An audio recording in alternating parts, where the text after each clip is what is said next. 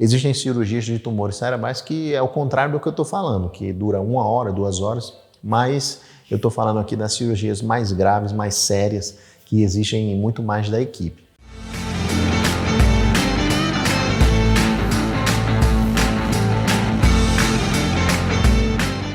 Fala, meus amigos e minhas amigas! Hoje a gente vai conversar sobre cirurgias para tumores cerebrais.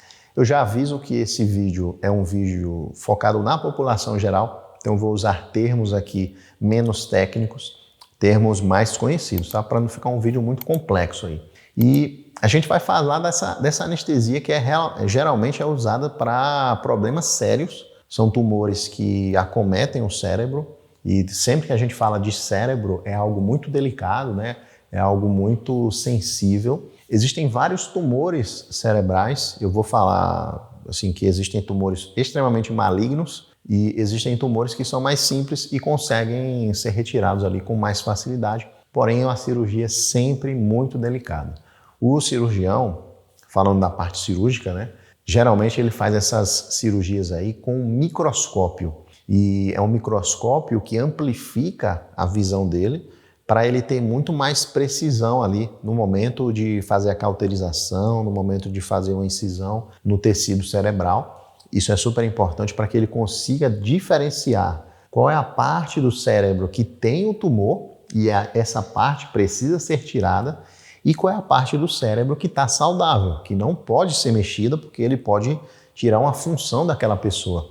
Ele pode dar uma sequela de movimento, de fala, de sensibilidade, de ter uma parte do corpo que não se mexe ou uma parte do corpo que fica adormecida. Então é super importante ele ter essa visão, que é uma visão microscópica, com a ajuda de um microscópio mesmo, que vem de cima e fica em cima da cabeça do paciente, e ele olha pelo microscópio e vai fazendo a cirurgia observando pela microscopia. Também existe uma tecnologia que consegue mostrar ao cirurgião pelo exame da ressonância magnética, e esse exame, quem tem tumor cerebral sempre vai fazer, é um exame super preciso que consegue delimitar a região do tumor e mostra também realmente qual é a parte saudável e qual é a parte que tem esse tumor cerebral. E é engraçado que existe já um aparelho que consegue fazer uma imagem em 3D do cérebro e o cirurgião pega uma caneta, uma espécie de caneta, e ele vai mexendo ali no cérebro, essa caneta, e olha para a tela e ele consegue ver ali em 3D qual é a parte que está boa, qual é a parte que está ruim. É muito legal isso e também dá mais precisão para o cirurgião. Agora da parte da anestesia, tá? A gente vai conversar qual é a preparação de uma anestesia para um tipo de cirurgia assim. As anestesias nesse tipo de cirurgia são anestesias gerais, na maioria das vezes, certo? Nós damos preferência à anestesia geral. São cirurgias longas, às vezes são cirurgias que duram 6 horas, 8 horas, 10, 12 horas, são cirurgias muito longas. Nós precisamos ter um controle extremo do corpo do paciente. Uma cirurgia que tem um potencial de sangramento baixo, tá? Existe pouca chance de receber sangue, porque o cirurgião ele vai ali bem lentamente, né, com muito cuidado, sempre cauterizando o sangramento. É uma área que assim, sangra pouco comparado com outras áreas que tem um potencial maior de sangramento, então a chance de receber sangue é pequena, mas a gente faz reserva de bolsa de sangue e deixa separado lá no hemocentro. Geralmente também a gente já planeja que esse paciente vai para a UTI. Então já deixa uma vaga de UTI reservada. Isso é uma cirurgia maior, tá? Existem cirurgias de tumores cerebrais que é o contrário do que eu estou falando, que dura 1 hora, 2 horas, mas eu estou falando aqui das cirurgias mais graves, mais sérias, que existem em muito mais da equipe. Então, a cirurgia cerebral, nesse porte aí, nós precisamos fazer a monitorização completa do paciente. Nós precisamos fazer a monitorização padrão, que é o oxímetro de pulso, o eletrocardiograma, né? E a pressão arterial, nós puncionamos uma pressão arterial invasiva. É uma artéria que nós pegamos aqui, a artéria radial, e nós conseguimos ver a pressão arterial direto, em tempo real. Na cirurgia simples, né, cirurgias corriqueiras, nós usamos a pressão arterial não invasiva. Deixa eu ver aqui se tem aqui, ó. Que é esse aparelho aqui que a gente coloca no braço. E ele faz a medição da pressão arterial de 5 em 5 minutos, 10 em 10 minutos. Já a pressão arterial invasiva, nós colocamos aqui nessa artéria e nós estamos vendo ali, ó, constantemente. E isso é super importante porque quando o cirurgião está mexendo no cérebro, as variações de pressão têm que ser pequenas.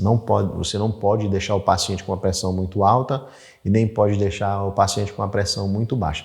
Existe uma tendência a dar ter uma possibilidade de ir mais para baixo, tá? E deixar a pressão ali mais baixinha, porque o cérebro ele dá uma diminuídazinha que ajuda o cirurgião. Se tiver muito hipertenso, pode ser que o cérebro também ele aumente de tamanho e isso acaba prejudicando a própria cirurgia. A anestesia em si, nós damos uma preferência para a anestesia venosa, que geralmente é feita com propofol e um opioide aí, que geralmente é o remifentanil. Existem outros tipos de anestesia, por exemplo, os anestésicos inalatórios, que também podem ser usados, mas não há uma preferência para eles. Por quê? Porque eles também causam um aumento do cérebro, uma vasodilatação cerebral. Então a anestesia toda vai através da veia. Nós precisamos fazer a intubação orotraqueal do paciente, nós precisamos fazer a sondagem vesical do paciente, ou seja, uma sonda que vai lá na bexiga para que a gente consiga ver a urina do paciente, e também são 10 horas de cirurgia, 8 horas de cirurgia. A urina ela precisa ser coletada para o paciente não ficar acumulando ali aquela urina toda na bexiga. Se não fizer, ele pode urinar também na mesa do procedimento, né? Então, precisamos fazer a sondagem vesical também. E aí, nós começamos o procedimento. Geralmente, esse procedimento é feito com o paciente iniciando aqui na mesa da cirurgia e depois, primeiro ele fica deitado, né? Mas depois é feito um posicionamento diferente no paciente. O posicionamento que a gente faz é com o paciente mais para sentado, tá? Nós precisamos fazer um procedimento aqui na cabeça, que existem 2 ganchos que chamamos de pinos, e aí, ó, o cirurgião ele vem com o paciente totalmente anestesiado, tá? Ele vem com esses 2 ganchos, levanta aqui essa parte para que ela fique inclinada. Vamos fazer aqui para você ver. As mesas mais atuais, elas se mexem, né? Ó, ele levanta aqui essa parte.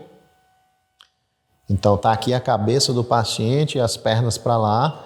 Ele vai levantar essa parte aqui e ele vem com os pinos, né? Fixa na cabeça da pessoa e realmente ele fura mesmo a parte aqui, ó, encosta no osso, nessa parte aqui que é mais grossa, né? É mais resistente. Não é aqui na têmpora, é mais aqui em cima. Ele fixa com muita força para que a cabeça ela não se mexa mais. Então, a partir daquele ponto que ele fixou, que ele prendeu e encosta no osso mesmo, é um momento da cirurgia que o paciente tem que estar bem anestesiado, porque é algo que incomoda muito. Então, ele prende aqui, ó, para que a sua cabeça não mexa mais. Já que ele vai operar com microscópio, né? A sua cabeça não pode ter nenhum tipo de movimento. E isso o paciente está dormindo total, ele não vai lembrar disso, depois só ele vai sentir que tem alguma coisa aqui, que teve um cortezinho aqui. E aí, como a pessoa está sentada, né? A cabeça dela vai ficar mais assim, fixada, para que o cirurgião, ó, ele consiga ter acesso a toda essa parte aqui. Geralmente a abordagem é por trás. Aí o cirurgião fica aqui nessa posição, operando, com a pessoa com a cabeça fixada e com o tronco elevado. E o procedimento é feito dessa maneira.